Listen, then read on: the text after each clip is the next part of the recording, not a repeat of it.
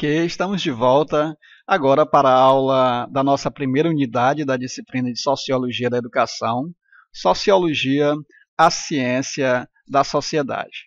Como falamos na aula de abertura, esta unidade tem dois objetivos, dividido em três blocos de conteúdo. O primeiro objetivo, caracterizar a sociologia como ciência, discorrendo sobre o contexto histórico, social e as contribuições dos autores clássicos que propiciaram seu surgimento e desenvolvimento. O segundo, compreender a organização social sobre a ótica do paradigma do consenso e sobre a ótica do paradigma do conflito.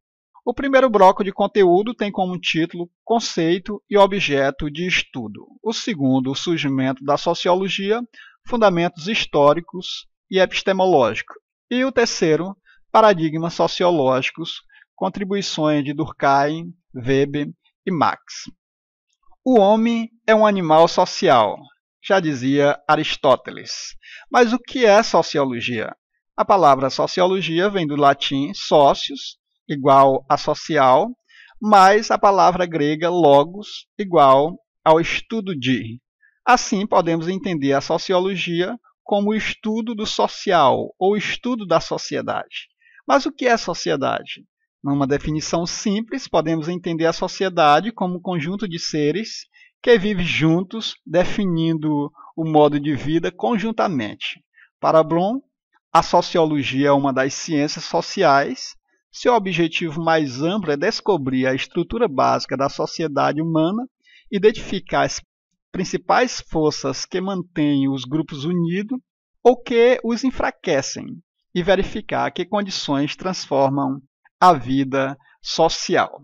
Mas para falarmos do surgimento da sociologia, precisamos fazer algumas perguntas. Como ela surgiu? Quais foram as condições sociais, políticas e culturais que permitiram o seu surgimento?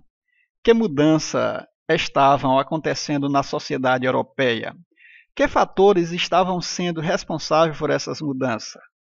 Que rumo as mudanças da época poderiam apresentar à humanidade? Como se explica as novas formas de organização social? Para respondermos a essas perguntas, precisamos entender que o surgimento da sociologia guarda relações diretas com as transformações ocorridas na sociedade europeia a partir do século XVII. Transformações essas como início da Idade Moderna, a transição do feudalismo para o capitalismo, a Revolução Industrial e a afirmação do modo de produção capitalista, a Revolução Francesa e seus ideais de liberdade, igualdade e fraternidade, a urbanização, a consolidação da burguesia, a formação da classe operária, o iluminismo, o racionalismo e o desenvolvimento científico e tecnológico, e dando origem aí aos problemas sociais e crítica às contradições do sistema capitalista. Para falarmos também da origem da sociologia, precisamos trazer aqui um dos autores que é considerado o pai da sociologia, Augusto Comte. Augusto Comte viveu entre 1798 e 1857, foi adepto do paradigma do consenso, como já disse, é considerado o pai da sociologia, fundador do positivismo e defendeu a lei dos três estados, o estado teológico, o estado metafísico e o estado positivo, de onde vem a palavra positivismo. As ideias centrais sobre o conceito e o método em sociologia na concepção positivista pode ser resumida em três ideias. A primeira é que a sociedade pode ser epistemologicamente assimilada à natureza. A segunda ideia é que a sociedade é regida por leis naturais, isto é, leis invariáveis, independente da vontade e da ação humana. A terceira ideia, a sociedade deve ser organizada respeitando-se suas leis naturais que levam à constante evolução do espírito humano. Para o positivismo, a função da sociologia era solucionar os problemas sociais para restabelecer a ordem e o bom funcionamento da sociedade. No que diz respeito à educação, para Comte, a escola deve priorizar os estudos científicos, colocando os estudos literários em segundo plano. Acreditava que todos os seres humanos possuem instintos egoístas e altruístas, devendo a educação desenvolver nos educando o altruísmo e o sentimento de solidariedade em detrimento do egoísmo. Neste quadro, nós trouxemos as principais diferenças entre paradigma do consenso e paradigma do conflito. No paradigma do conflito, enfatiza os aspectos integrativos da sociedade e considera os indivíduos unidos por valores comuns, o que gera um consenso espontâneo na sociedade. A concepção de sociedade é de uma unidade baseada na ordem moral. A base da coesão social é o consenso espontâneo e a ênfase é a integração. A principal preocupação do paradigma do consenso são os aspectos normativos e formais da sociedade. E a função da educação é a integração e a manutenção do consenso. No paradigma do conflito, enfatiza os processos dissociativos da sociedade, acredita que os grupos sociais se encontram em permanente conflito e denuncia as relações de dominação entre os grupos e classes sociais. A concepção de sociedade é de um sistema de força em desequilíbrio e conflito permanente. A base da coesão social é o consenso ideológico. A base da coesão social é o consenso ideológico, força e poder. A ênfase é o conflito e mudança. A principal preocupação são as mudanças sociais e análise do poder. E a função da educação é o estabelecimento e a manutenção da dominação. Ainda sobre a origem da sociologia, precisamos falar daqueles autores que são considerados os clássicos dessa ciência, Durkheim, Marx e Weber.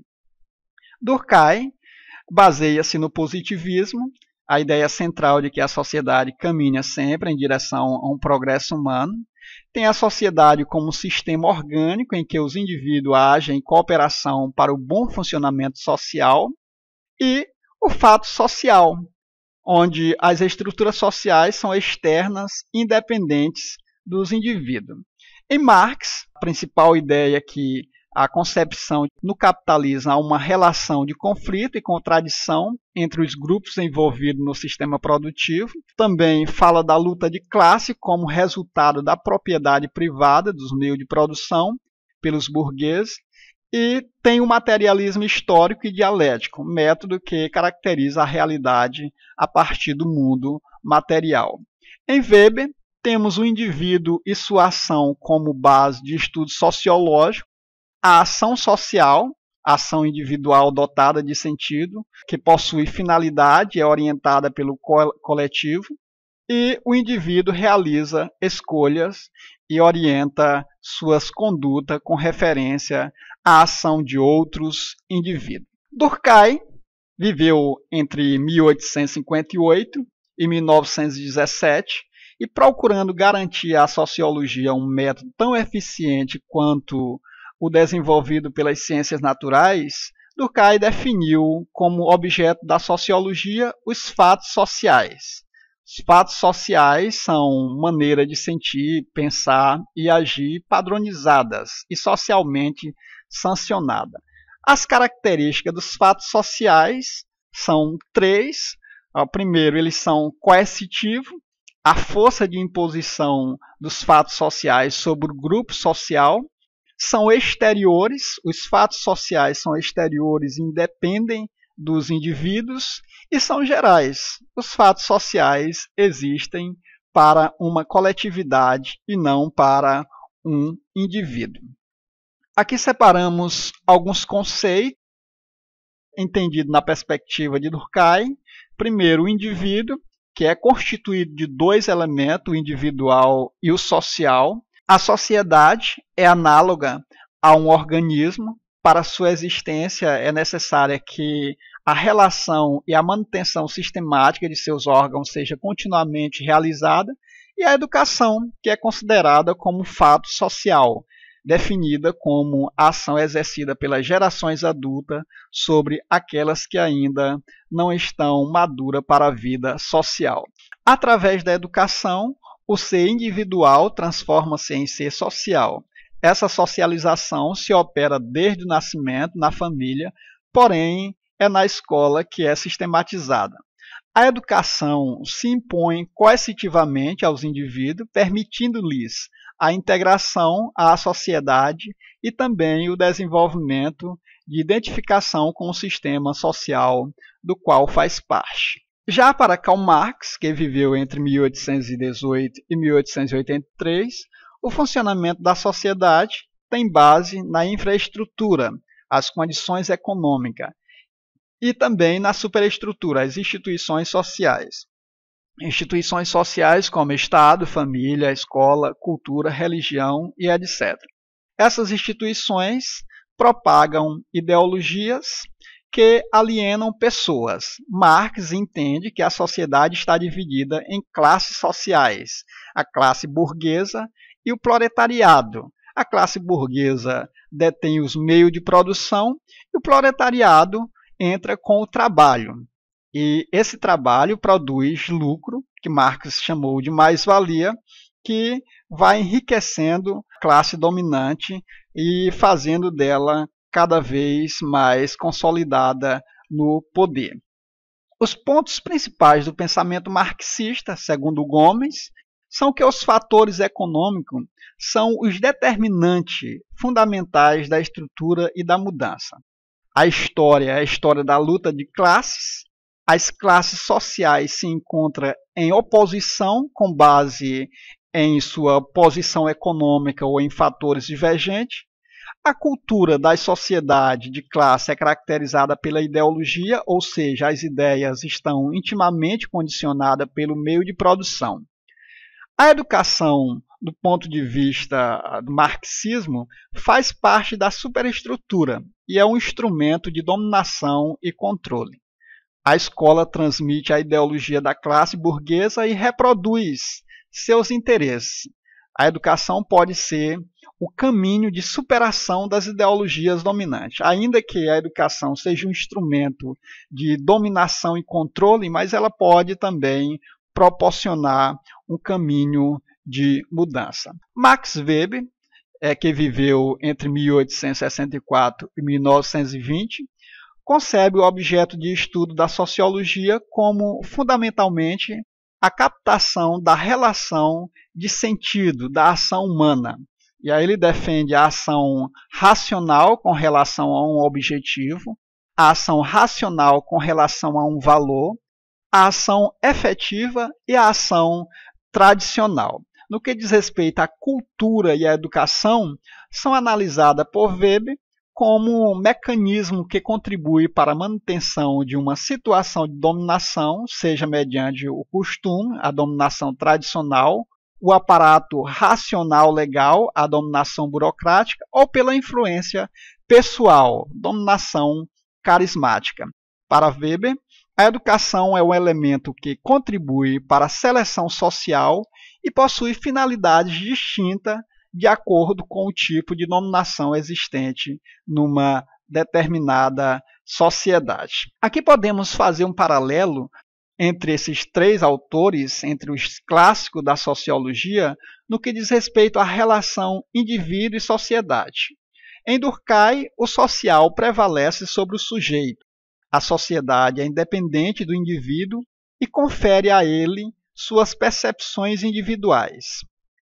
Já em Marx, o social prevalece sobre o sujeito, as relações materiais da sociedade determinam a consciência individual. Em Weber, o sujeito prevalece sobre o social.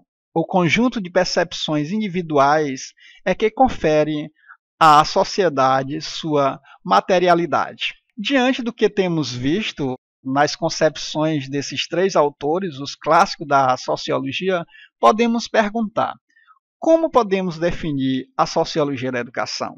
A sociologia da educação pode ser entendida como uma ciência que estuda as relações entre educação, a escola e a sociedade. Para nossa reflexão, o indivíduo só poderá agir na medida em que aprender a conhecer o contexto em que está inserido, a saber quais são suas origens e as condições que depende, e não poderá sabê-la sem ir à escola, começando por observar a matéria bruta que está lá representada. Emily Durkheim. Muito obrigado, até a próxima aula. Bons estudos.